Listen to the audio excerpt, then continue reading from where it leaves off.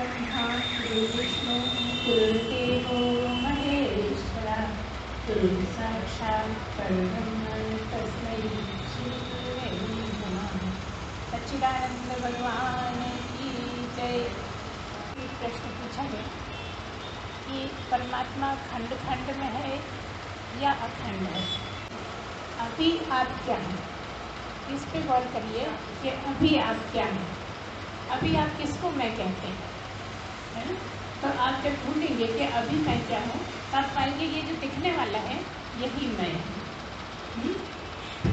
किसी की थोड़ी सी और अच्छी हालत होगी तो वो कहेगा कि मैं मन हूँ, और अच्छी हालत होगी तो कहेगा कि मैं बुद्धि हूँ, और अच्छी हालत होगी तो कहेगा मैं जीव हूँ, है ना?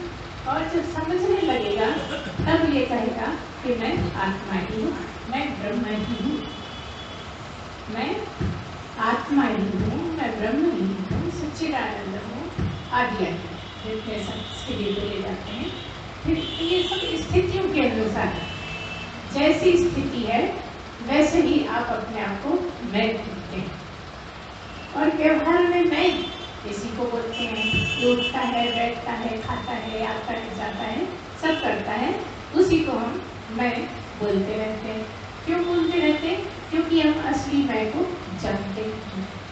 हमने सत्संग में आने के बाद ये जाना कि मैं वो तत्व हूँ जिसके कारण ये सब काम करते हैं। जो स्थूल शरीर के अंग हैं वो सब जो असली मैं है उसके कारण काम करते हैं।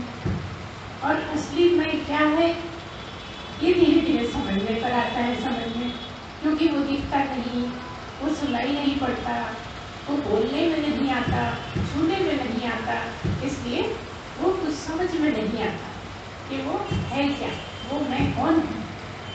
तो गुरु बताता है कि तू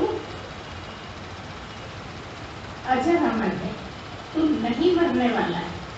ये जो दिखता है, जिसको तू ये समझे बैठा है कि ये मैं हूँ, ये मरने वाला है, ये तो खत्म ही होएगा। तो क्या कह देते हैं, आया है सो जाएगा, राजा रंग फकीर, इस तरह से बोल देते हैं। तो कौन आया है कौन जाएगा ये सब समझ में आता है। ये हर आदमी जानता है कि कौन आया है कौन जाएगा, मैं आया हूँ मैं जाऊँगा। ऐसी स्थिति में सब यही जानते हैं और जाने का डर बना रहता है। लेकिन जब और चर्चा होती है धीरे धीरे तो पता लगता है कि एक परमात्मा भी है। भगवान सब जानते हैं, भगवान है, सब चर्चाएं करते हैं। लेकिन जब यहाँ बैठते हैं तो पता लगता है कि ब्रह्म है जो सबसे ऊपर है। ब्रह्मा विष्णु महेश से भी ऊपर जो है वो ब्रह्म है।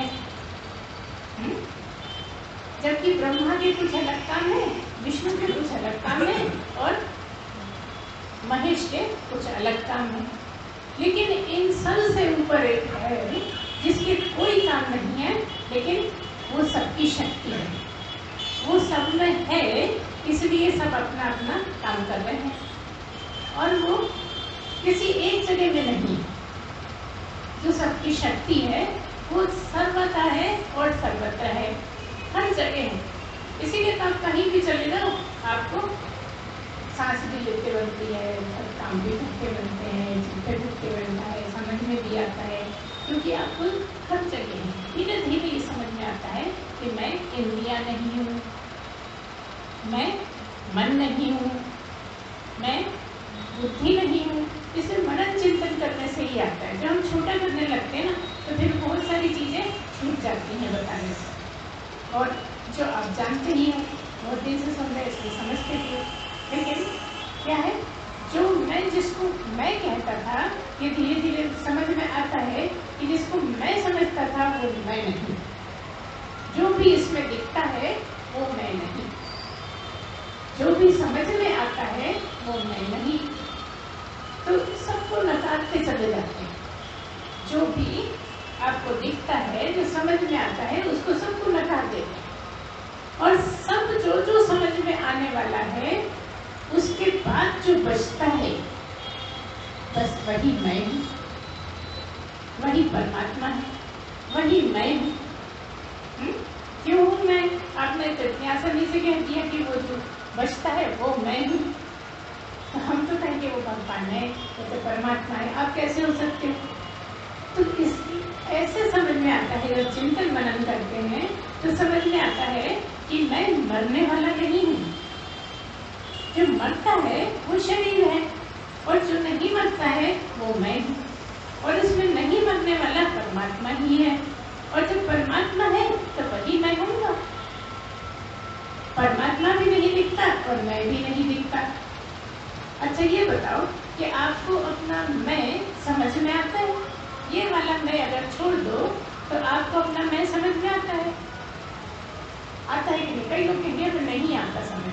तो हम पूछेंगे कि यहाँ पर कौन कौन है जो यहाँ नहीं है? जो दिख रहे हैं उनमें से कौन ऐसा है जो यहाँ नहीं है? हाथ उठाए। तो आप नहीं है। तो हम पूछेंगे ये सुन कौन रहा है, ये देख कौन रहा है, ये समझने की कोशिश कौन कर रहा है? क्या शरीर कर रहा है? आप ही तो कर रहे हो, वही आप हो। आप हो इसलिए तो आप हो, यहाँ हो। जब आप वो वाले हो जो यहाँ हो तो फिर वो बाहर भी होगे। ये जो दिखता है जहाँ से बात शुरू करी थी वो तो यही है, ये बाहर नहीं होगा, ठीक है ना? घर पे भी होगा नहीं होगा ना? ये जो दिखने वाला है ये या तो यहाँ होगा या घर पे होगा या नीचे होगा, गाड़ी में होगा, मोटरसाइकिल पे होगा, कहीं होगा, लेकिन एक ही जगह होगा। और ये मैं हूँ नहीं। तो इस सब को दिखने वाले को छोड़कर जो मैं हूँ वही मैं हूँ, और वही सब जगह है। जब वो सब जगह है तो क्या सिद्ध होता है कि मैं ही वही हूँ जो सर्वाधार है, जो सर्वव्यापी है, जो सर्वांतर्यामी है, वही मैं हूँ। क्या आप चिंतन करते कि मैं तो नहीं लगता सर्वांतर्यामी, मैं तो सर्वव्यापी नहीं लगता। और इसी के लिए सत्संग है, इसी को समझने के लिए गुरु की आवश्यकता है, और इसी को समझने के लिए सत्संग की आवश्यकता है ना? क्योंकि ये सब तो समझ नहीं आ रहा है, इसको क्या समझाएं? ये तो आप ही समझे समझाए। बचपन से जान रहे हो कि ये मेरी इंद्रियां हैं, या आँख है, नाक है, मुँह है, आदि आदि जो भी है वो सब जानते हो। तो जानते वो नहीं हो जो नहीं दिखता है, और नहीं दिखता है इसलिए इसी को मान के बैठे हो। लेकिन जब हम पूछते हैं कि तुम यहाँ हो कि नहीं हो, तो तुम बिल्कुल कह देते हो हाँ मैं हूँ यहाँ पे। और अगर तुम ये कहोगे कि मैं यहाँ नहीं हूँ तो हम पूछेंगे बोला कौन? कोई भी इसमें से ये कहे कि मैं यहाँ नहीं हूँ। आप ये तो कह सकते हो वो यहाँ पे नहीं है, तुम यहाँ पे नहीं थे, ये तो कह सकते हो, लेकिन तुम ये कैसे कहोगे कि मैं यहाँ नहीं हूँ? कह सकते हो? नहीं कह सकते। तुम हो तभी तो सुन रहे हो, तुम हो तभी तो जवाब दे रहे हो। तुम हो, हमने पूछा तुम हो कि नहीं हो, तो तुमने कहा हम नहीं है, तो हमने कहा तुम बोला कैसे? कौन बोला? ये क्या करो? कोई और बोला? तुम ही तो बोले, है ना? लेकिन बोलने की जिससे शक्ति मिल रही है वो तुम्हारी असली मैं है, जो दिखती नहीं, जो समझ में नहीं आता। और वो सब जगह है, वो सब जगह इसलिए है क्योंकि परमात्मा एक ही है, परमात्मा अखंड है ना? और इसीलिए हमारी वाली लाइन में जो आत्मा सोई परमात्मा बोल देते हैं। जब बात होती है तो उसे सिद्ध होता है कि परमात्मा के टुकड़े नहीं किए जा सकते, है ना? और अगर तुम आत्मा अलग अलग कहते हो तो इसका मतलब ये होता है कि एक आत्मा मेरी, एक आत्मा इनकी, एक आत्मा उनकी, एक आत्मा उनकी, बहुत सारे, है ना? ऐसे समझना था ना? लेकिन आत्मा तो एक ही है। जैसे समुद्र तो एक ही है, उसमें छोटी मछली, बड़ी मछली, पातली, कछुए, मगरमच्छ आदि आदि कितने सारे, और समुद्र तो एक ही है। ऐसे ही आत्मा अखंड ही है और एक ही है। जैसे समुद्र में सब रह रहे हैं ऐसे ही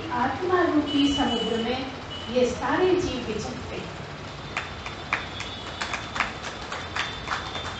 तुम भी, मक्खी मच्छर भी, जानवर भी, पशु पक्षी भी, और ये आत्मा हर जगह है। कोई जगह ऐसी नहीं है जहाँ आत्मा ना हो। कोई जगह ऐसी हो सकती है जहाँ हवा ना हो। जब हम बहुत ऊंचाई पे चले जाते हैं तो हवा की कमी होने लगती है। हजारों फीट ऊपर पहाड़ों पे चले जाते हैं तो हवा की कमी होने लगती है। और ऊपर चले जाते हैं तो हवा नहीं भी होती है, और इसलिए अपने आप में वजन ही नहीं मालूम पड़ता। जब हवाई जहाज तक तो मालूम पड़ती, लेकिन जब रॉकेट में लोग जाते हैं उनको अपना बिल्कुल वजन क्यों नहीं मालूम पड़ता? क्योंकि वहाँ हवा नहीं है। लेकिन परमात्मा वहाँ भी है। जहाँ हवा नहीं वहाँ भी परमात्मा, जहाँ पानी नहीं वहाँ भी परमात्मा। हर जगह, जैसे जैसे आकाश हर जगह। कितने भी ऊपर चले जाओ आकाश तो रह गई, कितने भी नीचे चले जाओ खाली जगह तो होगी ही कहीं कहीं। खाली जगह होगी तभी तो सब है, खाली जगह है तभी तो मिट्टी है, खाली जगह है तभी तो पत्थर है, खाली जगह है तभी तो रेत है। तो खाली जगह में जैसे ये सब है, ऐसे ही परमात्मा में ये सब है। हर चीज परमात्मा में ही है। अब कैसे है ये तो समझ में आ गया कि सब जगह परमात्मा है और सब में परमात्मा है।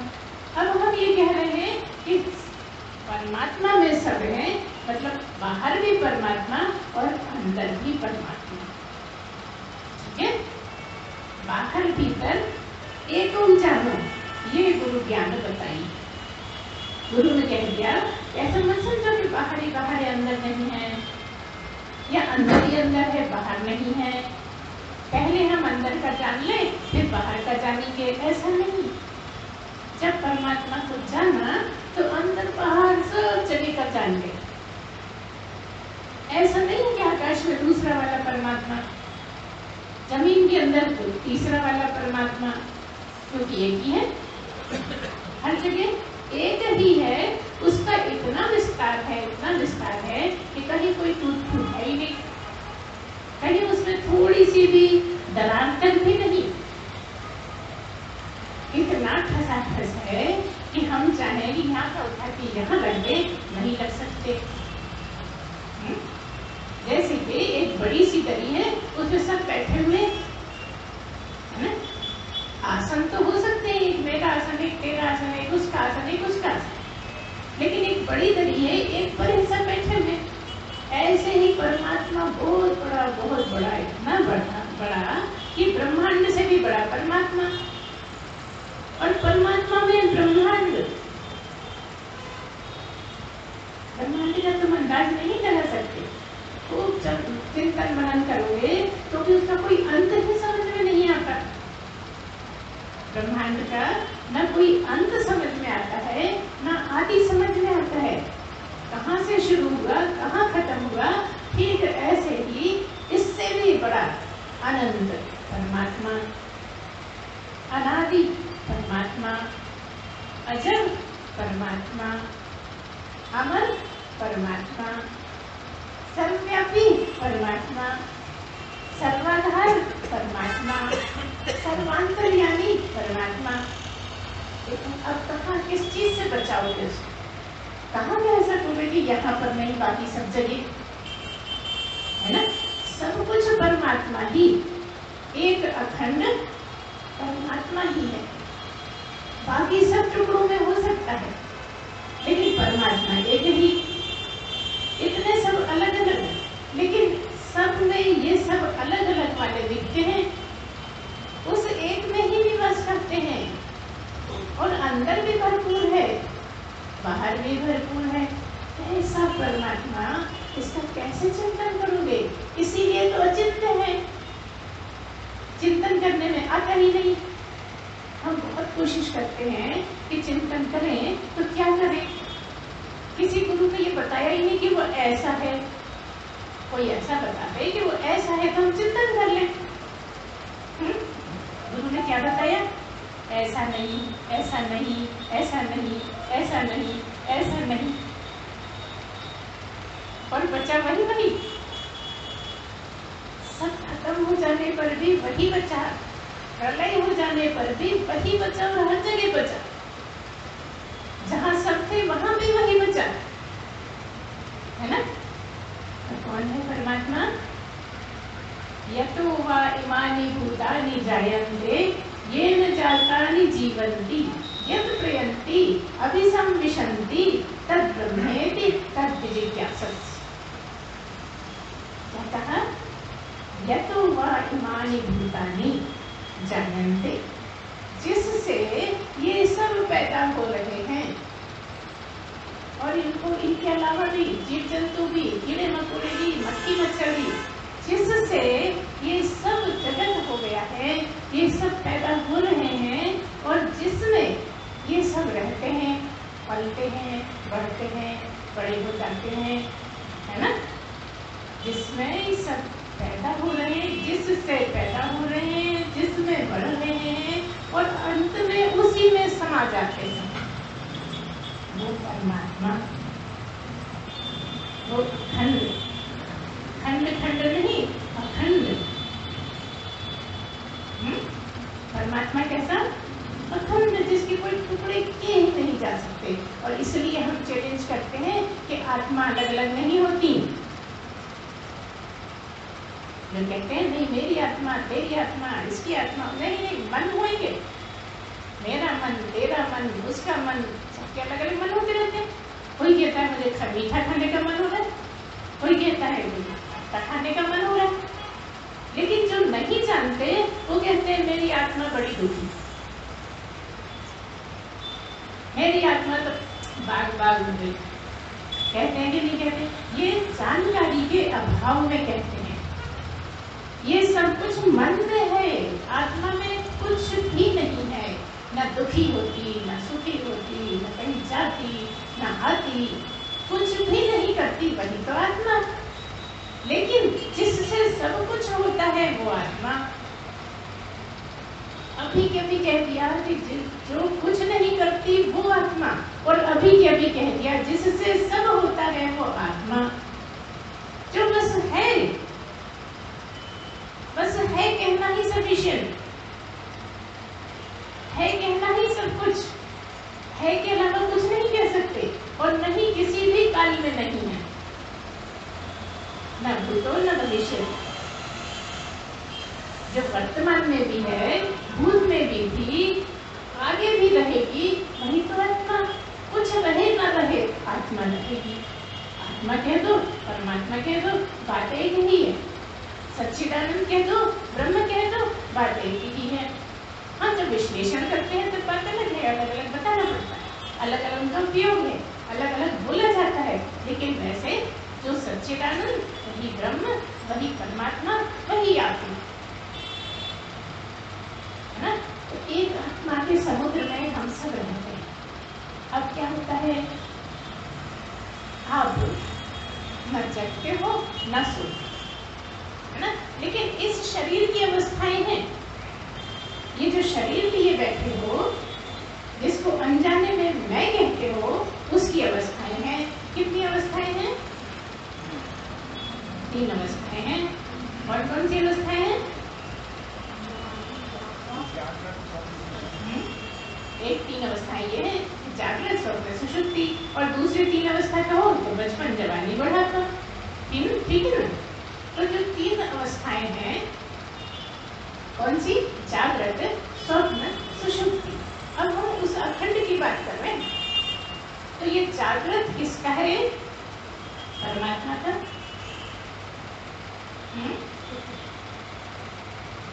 किसका है? सुषुप्ति, स्वप्न, परमात्मा। सोता है ना वो तो, है ना? अंतःकरण का। या आप कह सकते हैं शरीर की अवस्था है। अभी जागृत अवस्था है तो सब सुन रहे हैं, यहाँ बैठे हैं, है ना? इस शरीर की अवस्थाएं 3 हैं। एक जागृत है, एक स्वप्न है, एक सुषुप्ति है। लेकिन किसके रहते हैं? मेरे रहते। मैं हूँ, इसलिए इस शरीर की 3 अवस्थाएं हैं। इसमें मैं रहता हूँ, और इसकी कोई ना कोई अवस्था 24 घंटे में रहती है। तो चौथा कौन हुआ? मैं। एक जागृत है, एक स्वप्न है, एक सुषुप्ति है। ये अवस्थाएं हैं इस शरीर की, लेकिन किसके कारण है, किसके रहते होती हैं? वो मैं और वो चौथा, और वो तुरीय अवस्था। अवस्था नहीं होते हुए भी 3 अवस्थाओं कारण वो चौथी अवस्था। चौथा कौन? वो मैं ही। मेरे होने से सब होता है, मेरे होने से अवस्थाएं होती हैं, मेरे होने से जागृति होती है, मेरे होने से स्वप्न होता है, मेरे होने से सुषुप्ति होती है। लेकिन जब जागृत भी नहीं, स्वप्न भी नहीं, सुषुप्ति भी नहीं, तो मैं ही नहीं। बस वही अखंड आत्मा परमात्मा या मैं ही, वही तो मैं हूँ, उसी की तो खोज कर रहा हूँ। जब मैं जागृति में होता हूँ तो स्वप्न में नहीं होता, जब मैं जागृति में होता हूँ तो सुषुप्ति में भी नहीं होता, क्योंकि एक समय में एक ही अवस्था रहती है। अगर जागृति में हूँ तो स्थूल शरीर काम करता होता है, स्वप्न में जाते हैं स्थूल शरीर सो जाता है, पड़ा होता है, जैसे कहना है करिए, है ना। और कौन काम करता होता है? स्वप्न में कौन काम करता है? और करते हो ना तुम काम, सुनाते हो ना जाग के, स्वप्न में ऐसा हुआ, वहां गया, यहाँ उससे लड़ाई हो गई, करते हो ना। तो स्वप्न में कौन काम कर रहा है? सूक्ष्म शरीर, यही जीव। ठीक से समझिए, स्वप्न में जब काम करता होता है स्थूल शरीर तो बिस्तर पे पड़ा होता है, लेकिन जो सूक्ष्म शरीर है वो स्वप्न देखता है, करता है, जाता है, आता है, सब करता है। ये जो सूक्ष्म शरीर है यही जीव है, और यही जीव जगह जगह जाकर स्थापित होता है। एक शरीर छोड़ता है, दूसरा पकड़ता है, दूसरा छोड़ता है, तीसरा पकड़ता है। यहाँ क्या सिद्ध हो रहा है कि जीव घूमता है, एक जीवन में एक शरीर में रहता है, जीवन खत्म होते दूसरा शरीर पकड़ लेता है किसी माँ की गर्भ में जाकर, फिर उसका जीवन पूरा करता है, फिर तीसरे शरीर में जाता है, वो है जीव। तो उसको जीवात्मा क्यों कहते हैं? क्योंकि अकेला जीव हो नहीं सकता। जीव है, लेकिन जीवात्मा क्यों कह रहे हैं? क्योंकि बिना आत्मा के जीव है नहीं। शरीर और ब्रह्म को मिलाकर ही तो जीव है, ना तो अकेले ब्रह्म है जीव और ना अकेले शरीर है जीव। माया और मायापति को मिलाकर ही जीव बना है, और बिना आत्मा के वो चल नहीं सकता, क्योंकि आत्मा तो सब जगह है। आत्मा के सहारे ही तो एक जगह से दूसरी जगह जाता है। अब कहते हैं कि जीवात्मा चला जाता है, कहते हैं ना जीवात्मा चला जाता है। अब जीवात्मा तो खुद ही आत्मा और जीव, आत्मा और शरीर के साथ है, फिर क्यों कह देते हैं कि चला जाता है आत्मा के सहारे? क्योंकि आत्मा है इसीलिए जीव है। अगर आत्मा नहीं है तो क्या है? शव, है ना। आत्मा है इसलिए जीव जीव है। जीवात्मा बोलो तो भी आत्मा, और केवल जीव बोलो तो भी आत्मा, क्योंकि आत्मा और शरीर को मिलाकर जीव है। अकेले 19 तत्व नहीं है जीव, ये 19 तत्व जो हैं इनसे मिलकर जीव बनता है, लेकिन आत्मा है इसीलिए वो जीव है। इसीलिए कह दिया जो जीव ब्रह्म एक ही बात। क्या कह दिया? जो जीव है वही ब्रह्म है, क्योंकि बिना ब्रह्म के जीव नहीं हो सकता, और अगर बिना ब्रह्म के शरीर है तो वो शव ही है, अभिपाती। ठीक है ना। तो वो जो अखंड आत्मा है, जो अखंड आत्मा है, उसके रहते ही जीव जीव है। ठीक है। क्यों है? तो जब जगता है, जब स्थूल शरीर काम करता है लेकिन आत्मा है, जब स्वप्न देखता है तो सूक्ष्म शरीर काम करता है लेकिन आत्मा है। एक कमरा छोड़ा, दूसरा कमरा पकड़ लिया, जागृति का कमरा था, उसको छोड़ा तो स्वप्न का कमरा पकड़ लिया। तीसरी जगह गया तो ना जागृति है ना स्वप्न है, क्या है? गहरी नींद है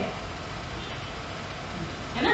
वहां पे ना जागृति है ना स्वप्न है, लेकिन गहरी नींद में है तो क्या है? कुछ भी नहीं है। कौन है? आत्मा ही आत्मा, परमात्मा।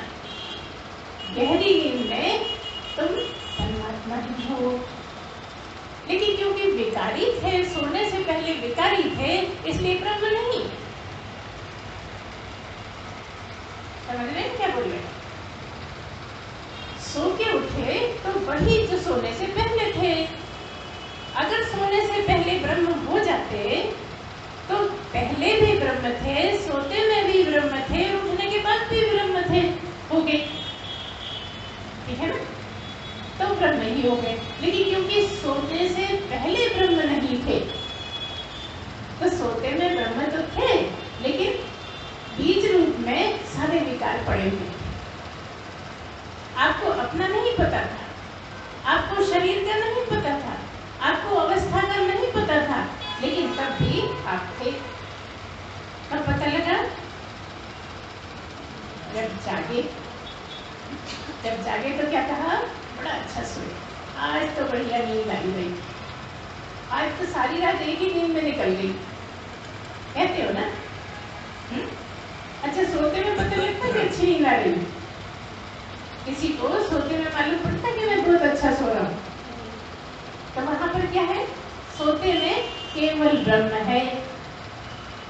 तुमने जागृति को भी छोड़ दिया है, स्वप्न को भी छोड़ दिया है, शरीर को भी छोड़ा हुआ है, दोनों शरीर को छोड़ा हुआ है। स्थूल शरीर को भी छोड़ दिया और सूक्ष्म शरीर को भी छोड़ दिया, और क्या हो?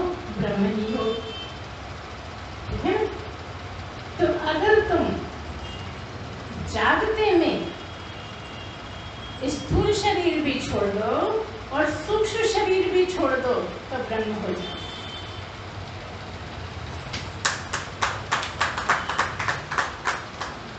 हम क्या कह रहे हैं कि रोज तुम्हारे साथ ऐसा होता है कि तुम जागृति को छोड़ देते हो, मतलब स्थूल शरीर को छोड़ देते हो, स्वप्न को छोड़ देते हो, मतलब सूक्ष्म शरीर को छोड़ देते हो, लेकिन सोते होते हो, क्योंकि सोते में तुम्हें कुछ पता नहीं चलता।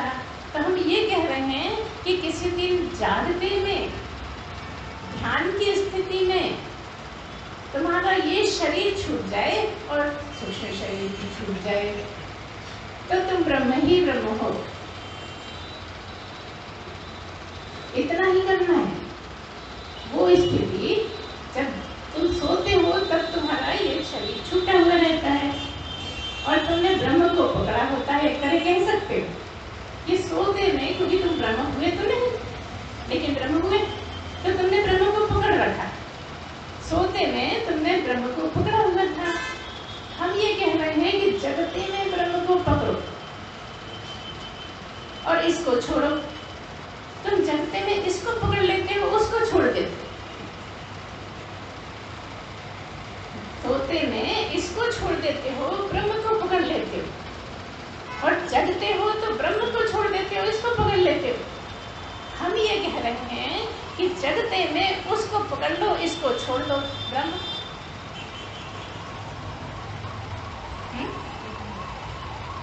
लेकिन हमारे हाथ में ही नहीं है, और है सब आपके ही हाथ में। आप ये दावा नहीं कर सकते कि आपके हाथ में नहीं है। सब कुछ तुम्हारे ही हाथ में है। तुम्हारी साधना कैसी है, तुमने तैयारी कैसे करी है, तुमने कितनी तपस्या करी है, तुमने कितनी समता लेकर आए हो, है ना? जो छह क्या है, संपत्तियां कितनी कमाई है तुमने। जितनी संपत्ति कमाई होगी उतना ही इसका लाभ मिलेगा, और संपत्ति का ध्यान रहेगा तो तुम धीरे धीरे उसी बात में रहकर इसको छोड़ पाओगे।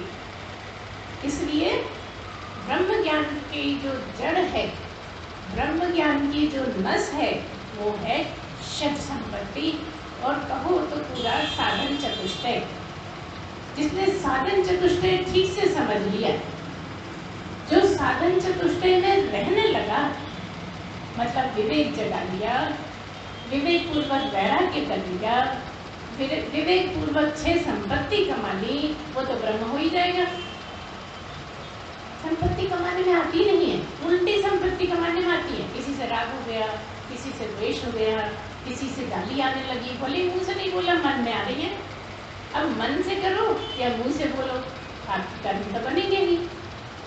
बस ये वाली संपत्ति कमा रहे हो और हम कह रहे ये वाली संपत्ति छोड़ो और हम संपत्ति कमाओ जो स्वप्न में तुम कभी नहीं कमाते।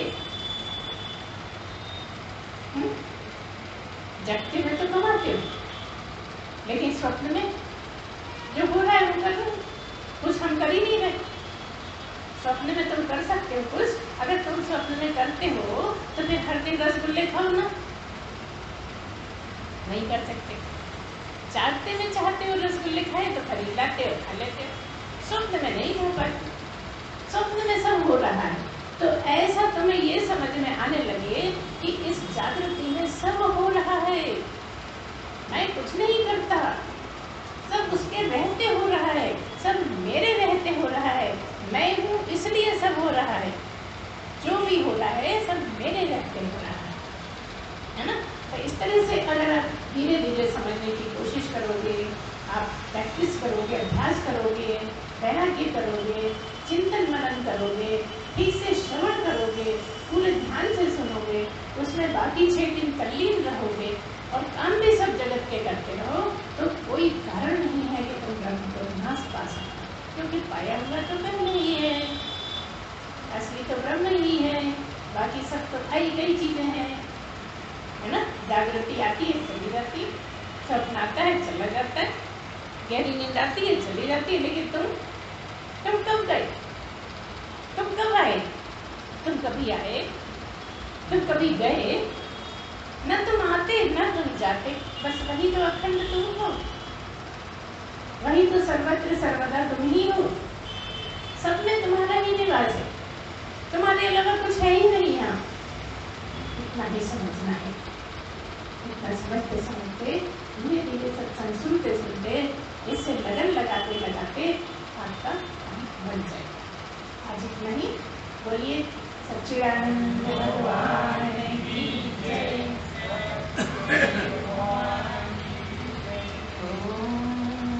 पूर्णमदः पूर्णमिदं पूर्णात् पूर्णमुदच्यते पूर्णस्य पूर्णमादाय पूर्णमेवावशिष्यते। ओम शांति शांति शांति। सच्चिदानंद भगवान